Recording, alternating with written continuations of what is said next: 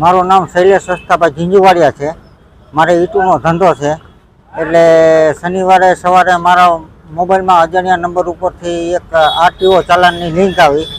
મને એમ કે મારા વાહનનો કાંઈ વીમો આવ્યો હશે એટલે એ લિંક મેં ઓપન કરી કે મારો મોબાઈલ આખો હેંગ થઈ ગયો અને મારા ખાતામાંથી રૂપિયા 2 લાખ ઉપડી ગયા.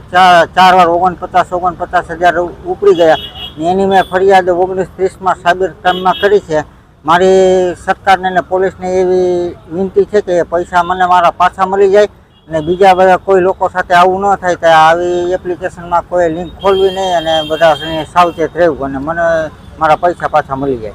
અગાઉ કે તમને આવી લિંક આવેલી હતી? ના, આની પહેલાં ક્યારેય આવી નથી. અને શું નામથી લિંક આવતી તમને? લિંક આરટીઓ ચાલાનની હતી.